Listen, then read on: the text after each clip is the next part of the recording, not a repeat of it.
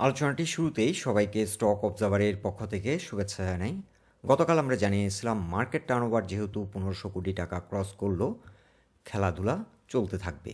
গতকাল আমরা একটি পোস্ট করেছিলাম খেলাধুলা চলবে এমন 5টি স্টক নিয়ে আলোচনা করেছিলাম metro spinning, advent Pharma, BD finance, Magna life এবং ইউনিয়ন ইন্স্যুরেন্স নিয়ে।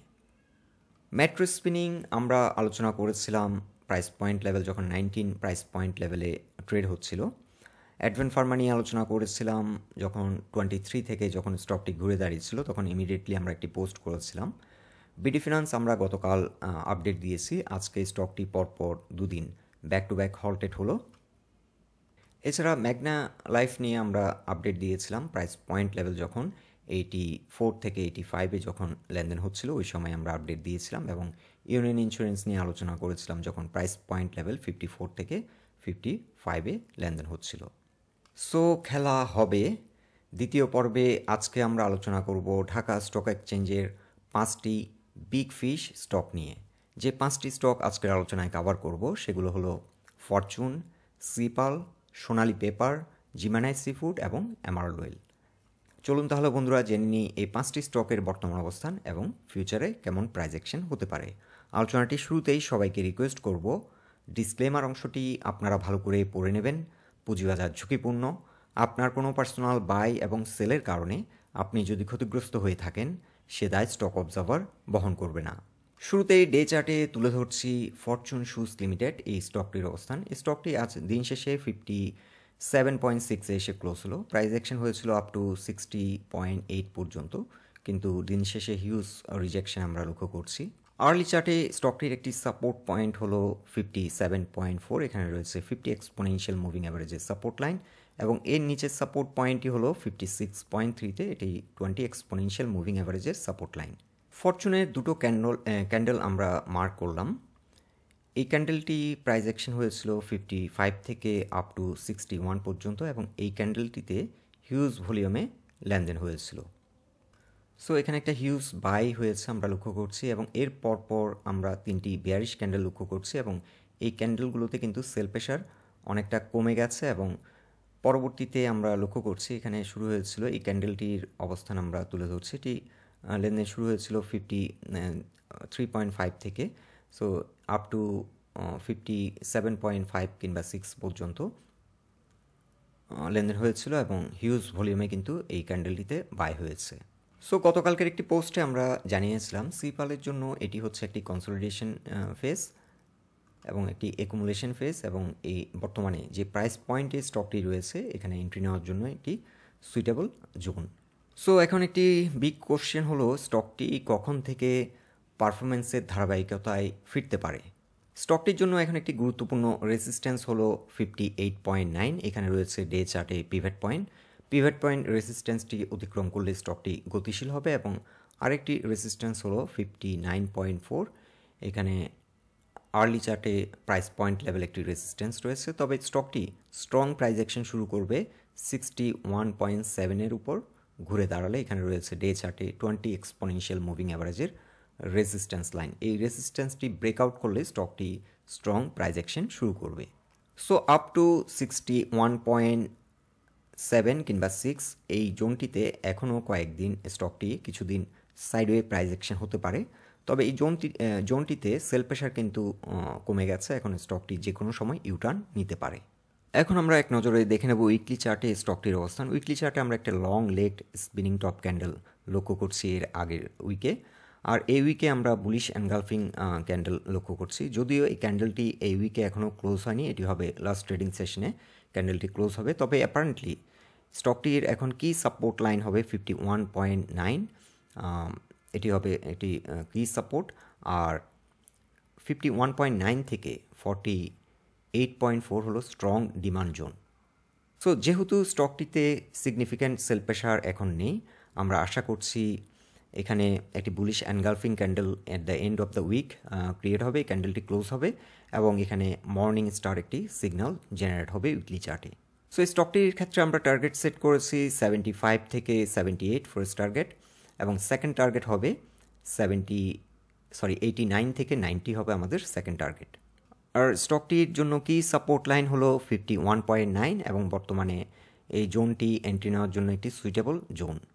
এখন আমরা ডে চার্টে তুলে ধরব Sea Pearl beach resort and spa limited এই স্টকটির অবস্থান। এই স্টকটি আজ দিন শেষে 102.3-তে এসে ক্লোজ হলো।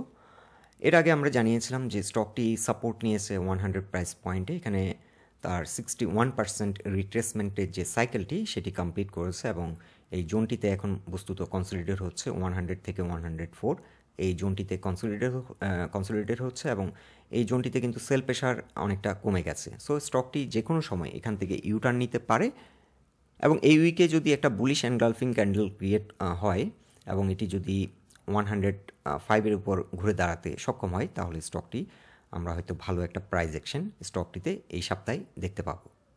এখন আমরা ট্রেন্ড বেস ফিবোনাচি চার্টের মাধ্যমে এই স্টকটি কতটা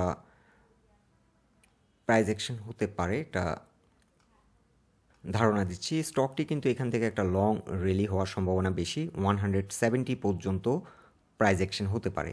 আমরা ট্রেন্ড বেস ফিবোনাচি চার্টের মাধ্যমে আমরা এই টার্গেটটি সেট করছি 161%-এর যে এক্সটেনশন চার্ট ফেজটি সাইকেলটি সেটি প্রাইস পয়েন্ট লেভেল 169.5।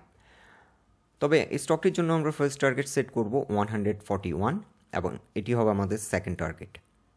সো স্টকটি এখন ওয়াচ লিস্টে রাখা যেতে পারে। স্টকটি 104-এর উপর স্ট্রং পজিশন ক্রিয়েট করলে যে কোনো সময় এখান থেকে একটা লং র্যালি শুরু করতে পারে।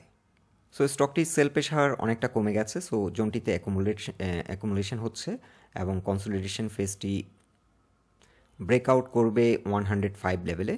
সো ব্রেকআউট দিলেই কিন্তু স্টকটি ভালো প্রাইস অ্যাকশন শুরু হবে, স্টকটিতে ভালো প্রাইস অ্যাকশন শুরু হবে।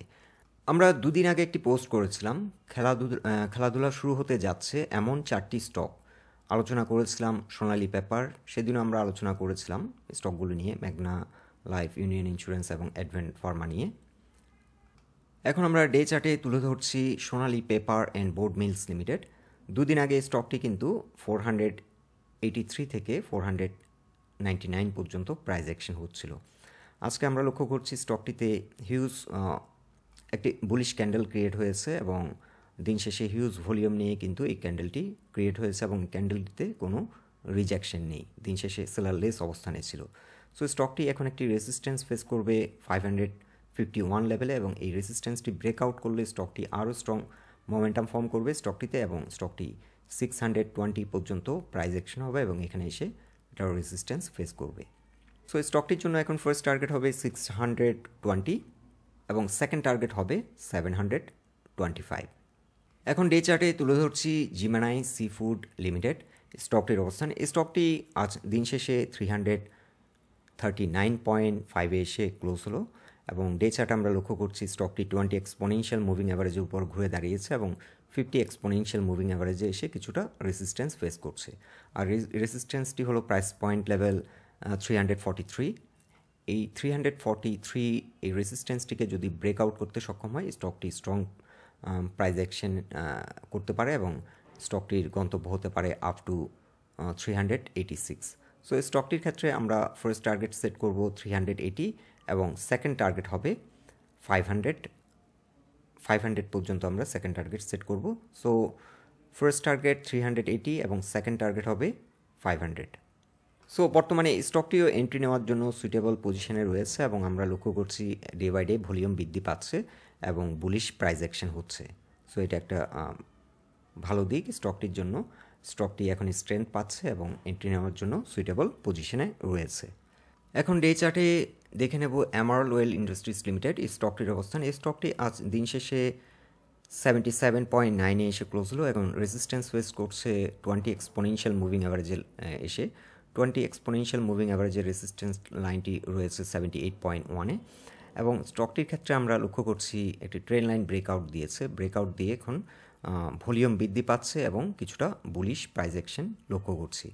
সো এটি একটি high performing stock Dhaka stock এক্সচেঞ্জে এবং স্টকটির ক্ষেত্রে আমরা একটা লং র্যালি এক্সপেক্ট করছি আপ টু 110 থেকে 140 পর্যন্ত প্রাইস অ্যাকশন আমরা আশা করছি। সো স্টকটি বর্তমানে রেডি হচ্ছে to play the big game. So স্টকটির ক্ষেত্রে আমরা চাইলে এখন ওয়াচ লিস্টে রাখতে পারি, এন্ট্রি নেওয়ার জন্য সুইটেবল প্রাইস পয়েন্টে রয়েছে এবং স্টকটি বরাবরই ঢাকা স্টক এক্সচেঞ্জে ভালো পারফর্ম করে। সো আমরা এখন ফার্স্ট টার্গেট সেট করব স্টকটির জন্য 107 থেকে 110 হবে আমাদের ফার্স্ট টার্গেট, এবং সেকেন্ড টার্গেট হবে 144। সো বন্ধুরা, এই 5টি স্টক নিয়ে এটাই ছিল আমাদের অবজারভেশন। আলোচনাটি যদি আপনাদের ভালো লেগে থাকে অবশ্যই পোস্টটিকে লাইক দিন। আমাদের সাথে থাকার জন্য আপনাদের অসংখ্য ধন্যবাদ। আপনাদের গুরুত্বপূর্ণ মতামতগুলো আমাদেরকে কমেন্ট বক্সে জানাবেন। সবাই সুস্থ থাকুন, ভালো থাকুন। আজকের মতো এখানেই বিদায় নিলাম।